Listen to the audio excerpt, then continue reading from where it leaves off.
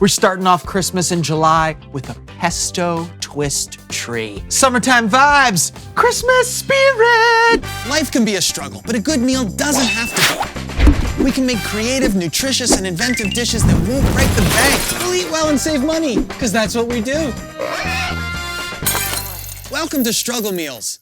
Summertime's the season when basil is growing like crazy, and that means it's the most affordable, so we should take advantage of that and make pesto now. Get just the leaves. We don't want stem. So I'm gonna make our pesto by hand right now, but if you've got a food processor, I'd make use of that.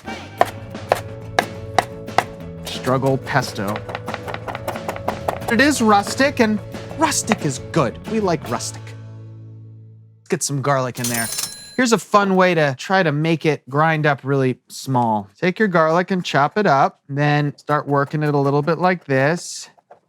I'm gonna bring it sort of the end of the board here, and I'm gonna salt it, which is gonna help us macerate everything. Take our knife and we can kind of go like this. Also work through it a little more. Go back and forth like this, and you're just gonna keep working it until you get a paste. It's going in with our basil. Pine nuts are traditional in a pesto, but we're gonna use walnuts. They're more affordable. This is gonna give us nice, oily fats, but it's also gonna create a dry situation that's gonna soak up all the olive oil and make the pesto more pasty. Some Parmesan cheese right into our pesto. And this is flavor, this is more absorbent quality. I think it's also really nice to have something salty when you're beachside.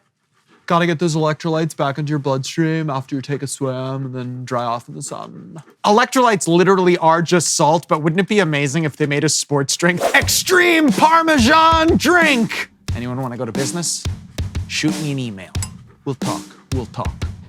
Cheese, walnut, basil, garlic. We need some olive oil to bring this all together.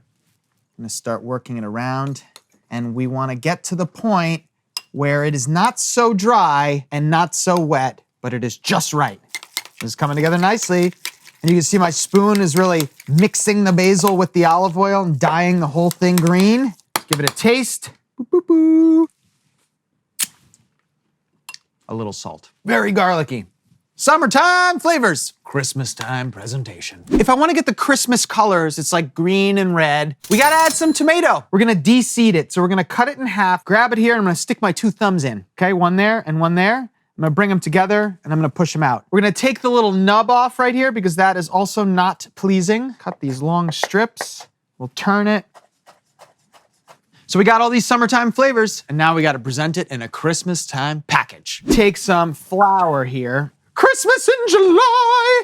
Flour prevents stickage of puff pastry. It comes frozen. It's butter and flour folded into many, many layers. It's very difficult to make at home. Just buy it.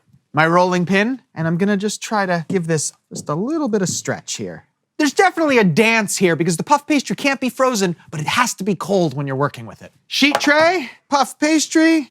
Boop. We've got our pesto, and you're gonna just throw this right onto the puff pastry. Just give yourself a little bit of margin here. I also really love that the basil is gonna be protected from the direct heat by the second layer of puff pastry that we will place upon this. We got our chopped tomato. Give us a little acidity, really important because we've got all this butter fat. Let's get a little more flour down here.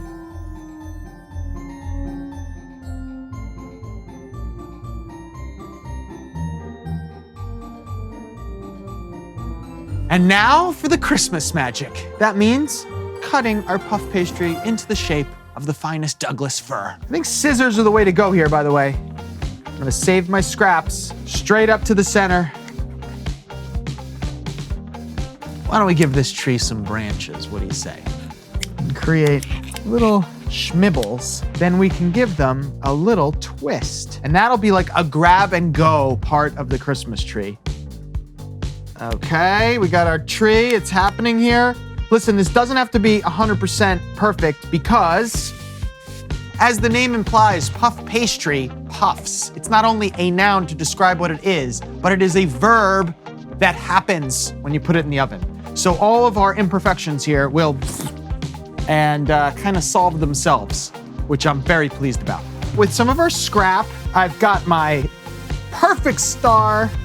I'm placing it on top of my tree. Christmas in July. All we gotta do now is make sure this puff pastry can shine, and that means we need to put an egg wash on it. Gonna beat it with the Struggle Whisk 7500 Ultimate Edition. Brush, paint.